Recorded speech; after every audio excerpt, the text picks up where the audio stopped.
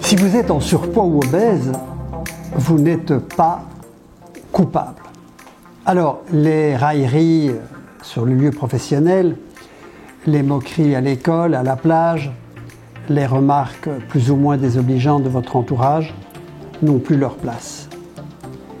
L'obésité, c'est une pandémie mondiale qui touche les 5 continents. Et d'ailleurs, les cartes de l'obésité, des pathologies, de la mortalité par obésité, ont progressivement remplacé les cartes que nous connaissions jusqu'il y a une dizaine d'années de la famine dans le monde. Les conséquences de l'obésité en termes de survie sont actuellement plus importantes que les conséquences de la famine. Les courbes se sont croisées depuis une dizaine d'années. Alors posons-nous la question fondamentale. Comment sommes-nous passés en quelques décennies de la famine à la malbouffe? Plusieurs causes s'entrechoquent. La première cause essentielle, c'est certainement le développement de l'industrie agroalimentaire. L'élevage intensif, la génétique, l'utilisation de produits qui favorisent la croissance, aussi bien des plantes que des animaux, la présentation par la distribution de quantités très importantes qui dépassent en réalité les besoins familiaux ou les besoins individuels, tous ces éléments concourent à aggraver la prise d'excès alimentaires quotidiens. Un deuxième élément, c'est la sédentarité. Mais vous savez très bien que nous sommes invités à prendre les transports en commun, nous prenons notre voiture pour des trajets courts, et puis il y a les écrans, la télévision, et tout cela conduit à un manque d'exercice physique. Enfin, ne négligeons pas une chose, c'est l'information. Mieux nous sommes informés, mieux nous consommons. Et si l'information est nécessaire, c'est bien une des bonnes raisons pour vous livrer ces vidéos qui permettent de vous apporter de l'information la plus objective et la plus scientifique possible. Alors, nous avons parlé des éléments d'environnement.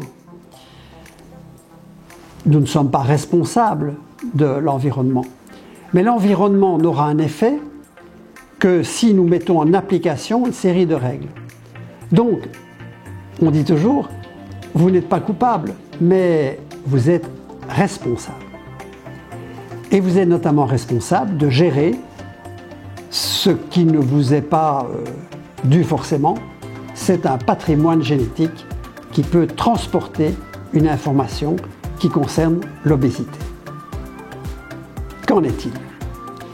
Eh bien, plusieurs gènes de l'obésité ont été identifiés au laboratoire d'abord, puis en clinique humaine, et ces gènes donnent une invitation métabolique à être obèse.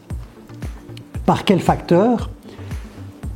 La résistance des tissus à l'insuline, éventuellement la production de gréline, qui est l'hormone de la faim produite par l'estomac. Et donc, le patrimoine génétique peut être en partie un facteur extrêmement favorisant pour l'obésité. Donc, à l'environnement se rajoute ce facteur génétique qui est dans notre patrimoine, c'est-à-dire dans notre ADN. Certes, on ne naît pas obèse. Comme je vous l'ai dit, les facteurs se conjuguent et vont perturber les voies métaboliques. Ces voies métaboliques sont complexes. Elles relient des organes aussi différents que l'estomac, le pancréas, l'hypothalamus et même notre tissu adipeux. Et toutes ces interactions conduisent à des courts-circuits qui peuvent entraîner des dérapages. Et l'information transmise par ces organes se fait sur un support hormonal. On parle des leptines, on parle de la gréline, on parle de l'insuline et encore bien d'autres facteurs qui, lorsqu'ils sont perturbés, vont dérégler complètement la sensation de faim et surtout la satiété. Alors vous me direz, mais je ne peux pas moduler mon taux de gréline ou décider que mon pancréas va sécréter plus ou moins d'insuline. Bien évidemment. Mais vous êtes responsable de votre alimentation. Et la conduite de votre programme alimentaire, de votre manière de vous nourrir et de collecter les aliments, peuvent justement reconditionner les voies métaboliques qui sont nécessaires à un équilibre. Donc, le poids, votre surpoids ou pas, c'est comme un compte en banque.